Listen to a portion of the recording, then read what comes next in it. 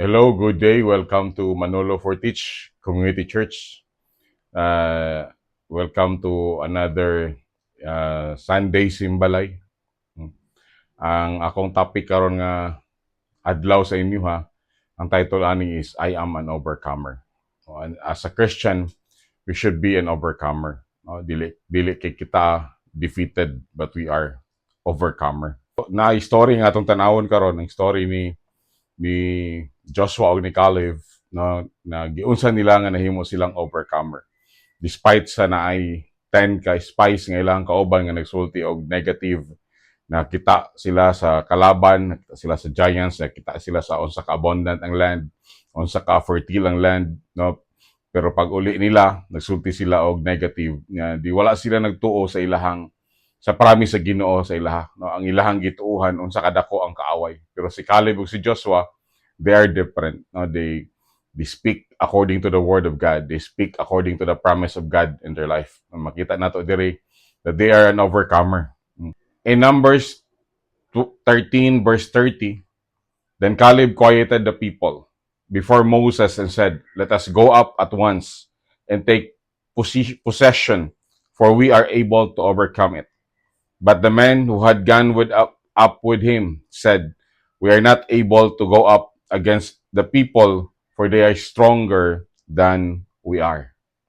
So makita nato diri na duwa ka klase sa mga tao. No? Si Caleb nga nagtuo siya that they can go up and they can defeat the people sa Canaan. On the other hand, there's another group, no, nga naghuna-huna sila that they cannot go up and they cannot defeat the people in Canaan. Pero sa story, kung ato ginang basahon, kung ato ginang subayon, masabtan nato nga mas nahimong madaugon si Caleb o si Joshua. No, napildi na nakuha gid nila ang promise sa Ginoo, nakasulod gid sila sa promised land, no? The Joshua generation nakasulod gid sa promised land. Karon mag-share ko sa inyo ha, unsaon man nato nga mahimo tang overcomer. How to become an overcomer. Na itulo lang kabutang akong i-share sa inyo karon unsaon nato nga mahimong overcomer. No, number 1, we cannot conquer what we fear. Dili nato ma-conquer unsa atong gikahadlukan. No, sa kinabuhi na magitay mga gikahadlukan, no, sultian ta kay igsoon, di na nimo makabot o di na nimo mapildi ang imong gikahadlukan, no, kinano man hadlok man ka, no. Dapat mawala ang kahadlok para makabot nimo ang imuhang ang plano o kabubuton sa Ginoo sa imuhang kinabuhi. No, when the 12 spies saw the giants, no, in the land, no, nagsugod sila og nahadlok. Nahadlok sila, dagko kayo mga tao, dili nato kaya. Nakita nila nga sila weak ug nakita nila nga strong ang ilahang kontra. Makita nimo na sa Numbers 13 verse 31, but the men who had gone up with him said, "We are not able to go up against the people, for they are stronger than we." No? Sa istorya pa lang, makita na nimo sa ilaha, no, nga ang mga tao mas stronger, mas kusgan kaysa sa ilaha. Pildi na sila sa istorya pa lang. Sa verse 33 po, no, Numbers 13:33, there we saw the giants and we are like grasshopper in our own sight. No? Grabe ka pildido. Sa pagtanaw nila sa ilang kaugalingon, sama lang sila sa isa ka grasshopper. Pero si Caleb o si Joshua, lahi sila. No? Nakafocus sila sa Ginoo, wala sila nakafocus sa giant. Sa Numbers 13, no, verse 30, ingon diha si Joshua o si Caleb, no, "Let us go up at once and take possession, for we are able to overcome it." Hallelujah. Sa ilang inistoryahan daan, ingon sila, we are able. We are able. Ganahan ko anang word nga, we are able. And I want you to declare that, karon pa lang isulti nimo sa imong kaugalingon, I am able. I am able. Manang-ingon ni Caleb, for we are able to overcome it. No? Whatever obstacle, whatever giant nga nasa imong kinabuhi, you can overcome it. Hallelujah. Diri na to makita nga magmatter kung unsa ang imong gina-magnify sa imong life. Magmatter kung unsa imong ginapadako sa imong kinabuhi. Ginapadako ba nimo imong problema or ginapadako ba nimo ang Ginoo sa imong kinabuhi? We should have faith in God that is greater than our problem. No, ang mga Israelites, no, dili na sila maka-conquer nanuman. They are already defeated, no. in their minds. No, diya sa ilang inistoryahan. Kung saan na sa imong una-una, pag istorya nimo, defeated naman ayon ang inistoryahan. No, here are some areas sa tong life, no, some areas sa tong life where we can stop people from conquering. Na yung mga areas sa tong kinabuhi nga dili nato makonquer, no, dili ta maka-progress, dili ta maka-possess, no, what God has prepared us nanuman na yung mga kahadlok, na yung mga fear. At tanawon nato ni mga areas sa kinabuhi no nga naa ang fear, no, naa ang kahadlok. Ang una diri nga atong dapat makita no nga fear, ang una diri is a fear of failure, a fear of failure. Kung mahadlok ta nga ma-failed, wala gyud tay sulayan. Wala gyud tay sugdan kung nahadlok ta nga mo fail. You will never start. You will never try. Ang mahitabo pod kung nag-try man galing ka pero you have fear of failure, magsugod lang ka tas ang imong gisugdan imong undangon. Too early nga mo quit. No, mana mga tawo nga nay fear of failure, no. Dili sila gusto nga maimbaras, dili sila gusto nga maulawan, no. And buhaton nila, mo quit sila og sayo. Pero I have to remind you, brothers and sisters, kaingon ang words sa Ginoo sa Matthew 14:29-30. Come and join me, Jesus replied.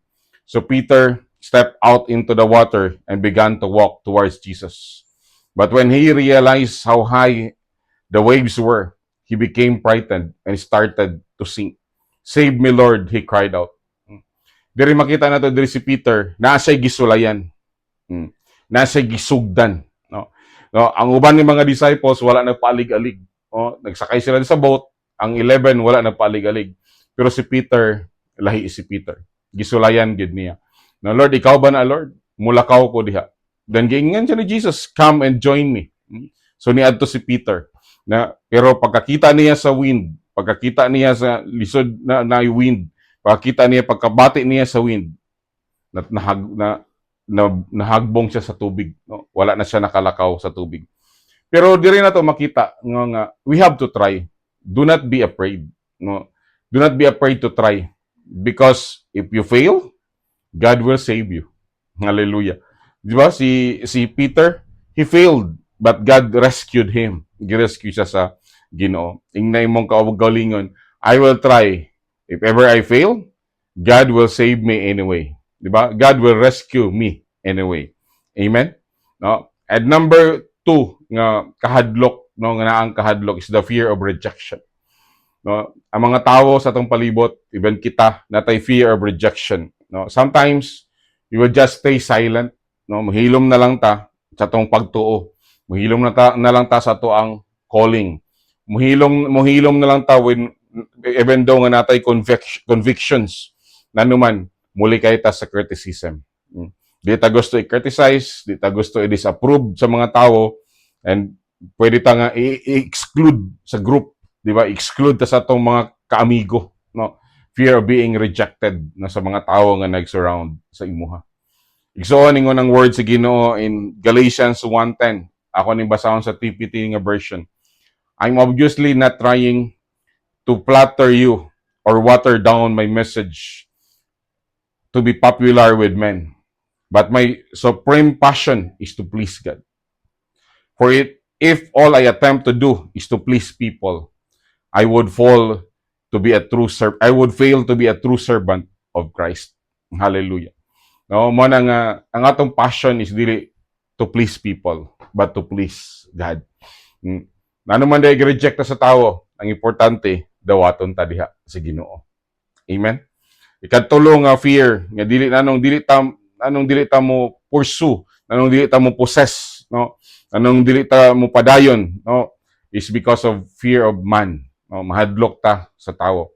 No, fear of people, no, nga makontrol ta sa decision sa mga tao, makontrol ta sa decision sa atong mga tao nga nag-surround sa to. And when we are controlled by the decision of people, our obedience is weakened, no? Mahimong weak ang imuhang pagtuo. Ingon ang word sa Ginoo diha sa Proverbs 29:25. Fear and intimidation is a trap that holds you back. But when you place your confidence in the Lord, you will be seated in the high place. Hallelujah. No? Kita mahadlok sa mga tao. Ikatulo nga fear nga pwede nga mopildi sa to is the fear of lack of poverty or of lack and poverty. Fear of lack and of poverty. Ang uban sa tuwa dili ta maka-obey sa Ginoo, no, nanuman, no, moingon ta nga wala magiato. Isa sa mga command sa Ginoo sa tuwa is to give. Nya moingon ta nga di ko makahatag kay pobre man ko. Di ko makahatag kay wala may ako. Pero igsoon, ang pag-obey sa Ginoo dili magsugod sa naanay imo. Ang pag-obey sa Ginoo is mahatag nimo unsay naa sa imo. Dili na siya kay kung daghan na ay akaw mohatag. Ang pagtuo diha sa Ginoo is maghatag ka bisag gamay pa imuha, bisag pagkulang pang imuha, no, gamay pa ang imuha. No, magsugod na siya sa paghatag sa imuhang, no, makadumdum ko atong babae sa Bible ba nga naghatag siya out of pag human niya naghatag wala na iyaha, no? Ingon ang Bible sa Philippians 4:19, and my God shall supply all your needs according to His riches and glory by Christ Jesus. Daghan na kay kog nadunggan nga mga testimony. Nagato sila G12 nga conference na sa Manila, no, inya nag-challenge sa offering nga hatag ang tanan nga naa sa ilahang bulsa o sa ilahang pitaka o ilahang gihatag ang tanan. Human nila gihatag ang tanan, wala na ilaha. O nagtindog-tindog na lang sila o usaon man nila pag-uli kay wala na may ilaha. Pero God is faithful. God is always faithful. Maghatag ta, no? Unsa may naa sa imuha, ihatag igsoon. That's obedience. That's obedience diha sa Ginoo. And ikalima nga fear is fear of future. Hadlo ka sa imuhang kaugmaon. You're worried about tomorrow, no? No, ang worry nato sa tomorrow can paralyze our faith today.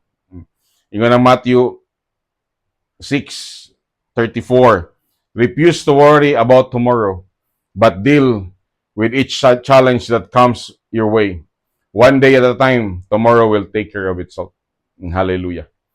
Ang sunod nga fear nga pwede ka mahadlok, nanong dili ka kapadayon diha sa Ginoo. Nanong dili ka ka-possess, nanong dili ka madaugon diha sa Ginoo, is fear of change. Mahadlok ka nga naay kausaban nga mahitabo sa imuhang kinabuhi. Igsoon, sa akong pagkadugay nga Kristiyano sa kinabuhi, one thing is constant, change. Maagi kausaban perme. Every time you make a decision, change will take place. Tinuod gid na siya. Sometimes magpabilin ta sa unhealthy nga lifestyle, magpabilin ta sa unhealthy nga place because of fear of change. Pero igsoon, pag ma-conquer na mo nimo ng fear of change, makakita kag abundance sa imong kinabuhi. Makakita kag dako nga change nga buhaton sa imuha sa Ginoo sa imong kinabuhi. No, just like in Numbers 14, no, sa Numbers 14 verse 1 to 4, makita nimo diha nga ang Israelites, because of the change in situation, the change in circumstances, no, dito sa Egypt, grabe man ang ilahang labor dito. Pag-abot nila sa wilderness, no, wala may trabaho. So nagunaon na sila, kung walay trabaho, walay makaon, no? Grabe ilahang kabalaka. Manaingon na lang sila ka Moses nga, pamilig leader kay muuli mi, mubabalik mi. No, dili sila gusto og kausaban sa ilahang kinabuhi. No? Ang sunod nga pwede nga nagapugong sa tua, nga di ta makapropel, nahadlok ta, is the fear of responsibility. Ang daghang kay nga mga tao, they avoid leadership, they avoid ministry, they avoid discipleship or assignments because they feel inadequate. Kana mo feel bitaw nimo nga gamay raman ko, kinsa raman ko, no? Ano raman ko, housewife raman ko, no? Mao gyapon ay makita nato kang Gideon, no, sa iyang life. In Judges 6:15 to 16, Gideon said to him, "But Lord, how could I ever rescue Israel? Of all the thousands of Manasseh, my clan is the weakest, and I am the least qualified in my family." Pero ingon ang Ginoo sa iya, "My presence and my power will be with you. Believe me, Gideon, you will crush the Midianites as easily as they were only one man." Hallelujah. No, grabe to kadaghan nga kontra, 135,000 nga kontra. Pero ingon ang Ginoo, ang iyang giingon diri ang 135,000 nga kontra, ingon ang Ginoo, just one man. Hallelujah. Walay gamay, walay dako diya sa Ginoo. God is a big God. Hallelujah. Number 2, nga point ka akong i-share sa inyo, ha. We should always speak words of faith. No? Para ta mahimong overcomer, we should always speak words of faith. Ang gagawas dapat sa itong mga baba, mga pinulungan nga naay pagtuo. Hallelujah. Di ba kana makita nimo ang 10 spies, ang ilahang pinulungan walay pagtuo. Pero si Caleb o si Joshua, ang ilahang pinulungan na ay pagtuo. In Numbers 13:32, and they gave the children of Israel a bad report. So, bad report. Ang imuhang report nga isulti, no, makaepekto na siya sa mga tao nga imuhang istoryahan. Mo na nga, if I were you, I will choose to say the good report. Amen? Choose to say the gospel. Choose to say the good news of the gospel. No, diha sa mga tao. Hallelujah. Do not choose the bad news. Ang bad news igsoon, ang tao nakasala o walay kaluwasan kung wala niabot Jesus Christ sa iyang kinabuhi. Pero ang good news igsoon, ang tao nakasala na pakyas sa iyang sala. Pero niabot si Jesus Christ para luwason ang tao. That's the good news. And we can tell that to people. Hallelujah. Pero si Caleb, they speak with faith. Nagat-istorya sila nga naay pagtuo. Dili negative ang ilahang ginaingon. Ingon sa Numbers 14:8, if the Lord delights in us, then He will bring us into the land and give it to us. Muna na ang iyahang inistoryahan nilang Caleb. Kung ang Ginoo delights in us, kung ang Ginoo nalipay ka nato, ang Ginoo nagpabor ka nato, diyatang dalon sa iyahang lugar, nga iyahang gi-promise ka nato. Hallelujah. In Numbers 14:19, only do not rebel against the Lord, nor fear the people of the land. The Lord is with us. Do not fear them. Hallelujah. Ang imuhang pagtuo, may istorya una o kadaugan, ayha nimo makabot, ayha nimo magunitan ang kadaugan. Na mga powerful words of faith nga ang isa ka magtotoo dapat gunitan nato ni siya. And we continually speak based on the word of God. Now, una diri is ang imong isulti per kanunay, God is with me. You know, kaninga word, God is with me. We need to say this every time. We need to say it every time that God is with me. No, so be strong and courageous. Ingon ang Deuteronomy 31:6.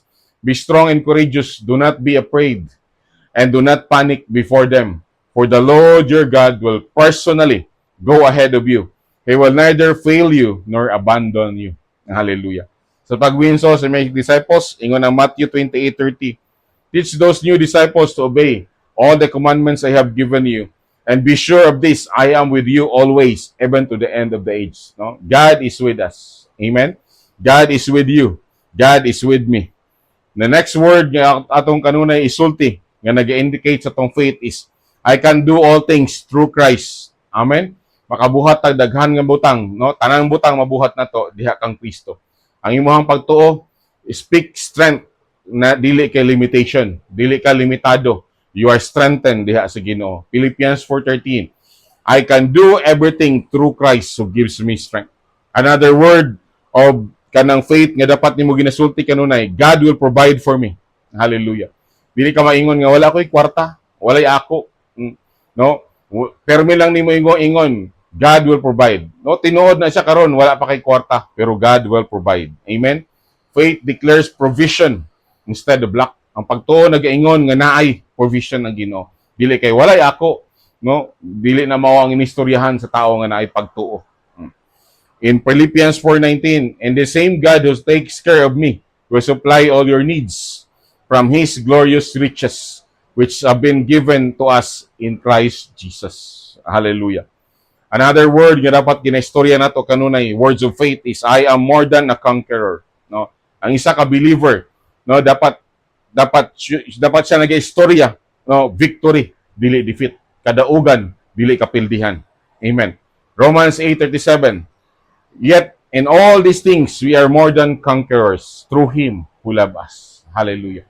You are a conqueror, no, diha sa Ginoo. Muna kanunay atong i-declare, I am a conqueror.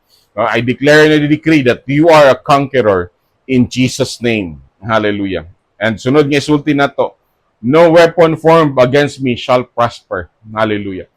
In this world, nga daghan ang mga kabalaka, daghan ang mga dangers sa atong palibot, kay wala man ingon ang Bible nga walay dangers, na ay dangers igsoon. No, pero no weapon formed against you shall prosper. No, ang imuhang faith speaks divine protection. Na protection sa Ginoo sa imong kinabuhi. In 1 John 4:4, you are of God, little children, and have overcome them, because He who is in you is greater than he who is in the world. That's the promise of God sa imong life. The next na yung mga ginasulti na nag-istorya sa imuhang faith is, the Lord is my helper. Hallelujah. And I will not fear. Hallelujah. The Lord is your helper and you will not fear. Ang Hebrews 13:6 nagaingon. So, we boldly say, the Lord is my helper. I will not fear. What can man do to me? Hallelujah. Kung sa may mabuhat sa tawo kung ang Ginoo para sa imuha. Hallelujah. No? Sunod nga itong mga ginasulti nga na faith is, God has a purpose for my life. Ang Ginoo may purpose sa imuhang kinabuhi. Amen. No, ang faith speaks destiny. Destiny and calling. Destiny and purpose. Hallelujah. Mo na ang pagtuo. No? It's a very common verse, Jeremiah 29:11. For I know the plans I have for you, declares the Lord. Plans to prosper you and not to harm you. Plans to give you a hope and a future. Hallelujah. Another word nga pwede nga dugang nato nga isulti kanunay para natay mahimo kitang madaugon. God will never leave me nor forsake me. Hallelujah. It's a word of faith. It speaks confidence in God's faithfulness atong kinabuhi. Amen. Hebrews 13:5. Keep your lives free from love of money and be content with what you have, because God has said, never I will leave you, never will I forsake you. Manay promise si Ginoo. Hallelujah. No? You should always declare that you are forgiven. You should always declare that you are loved. And you should always declare that you are accepted diha sa Ginoo. Ang faith igsoon ang pagtuo naga-reject sa condemnation of shame. Kung nagadawat sa acceptance sa Ginoo that you are a son and daughter of God. Hallelujah. Ang sa may gisulti sa John 3:16. For God so loved the world that He gave His one and only Son. Now that whoever believes in Him shall not perish but have eternal life. In John 3:17, for God did not send His Son into the world to condemn the world, but to save the world through Him. Hallelujah. You are not condemned, you are saved. Diha kang Jesus Christ. Hallelujah. No. Daghang kitang pwede isulti, and pwede na idugang nato na pwede nga isulti. Now, surely, goodness and mercy shall follow me all the days of my life. Hallelujah. Declare that in your life. Surely, goodness and mercy shall follow me all the days of my life. Hallelujah. Ang faith igsoon, expect God's favor. Hallelujah. Dapat expectant ta nga we are favored by God. That's faith. I am expectant that God is giving favor in my life. God is sending favor in my life. God is faithful in my life. Muna sa Psalm 23:6, surely your goodness and love will follow me all the days of my life, and I will dwell in the house of the Lord forever. Hallelujah. What a promise. What a declaration nga nindot kayo nimo i-declare vermi sa imuhang kinabuhi. Hallelujah. Mo ibilin na ko ni sa inyo igsoon nga mga statement. No, dili na ko ni tiwason sa number 3 nga point about how to become an overcomer. Unsaon nga mahimong overcomer. Dili lang ko taman sa number 2, no. Next Sunday na nako ipadayon ang number 3 nga point. Pero igsoon, kani siya nga mga declaration of faith. Ako i-encourage sa inyo ha mga cell group. Declare this in your cell group. Before you go home, before you close this in prayer sa inyong mga cell group, make this declaration sa inyong mga cell group that you are an overcomer diha sa Ginoo, no? That you are an overcomer, no? Make this declaration, no? From letter A to letter J, no? Make this declaration. Have faith nga ingana ang Ginoo sa imuhang kinabuhi. Hallelujah. No? You can close this. We close this in prayer. Hallelujah. Father, thank you, Lord God, that we are an overcomer. Thank you, Father God. Lord, nga dili mi mahadlok kay what we fear, we cannot overcome. Hallelujah. Lord, whatever namang gyud mga hindrances, namang gyud mga obstacles sa life, Lord, pero dili mi mahadlok ana because greater is you that is in us than he that is in the world. And Lord, salamat Lord, our mouth will speak faith. And amo ning i-practice, Father God, every day sa mong life. And Lord, hallelujah. Salamat Lord, aning mga cell groups that will declare nila ni isa-isa. Lord, nga ikaw gid ang Ginoo nga nagahatag og kadaugan. Thank you, Father. We give you praise, we give you glory, and we give you honor. Thank you, Lord, nga madaogon mi diha sa imuha. In Jesus' mighty name we pray. Amen.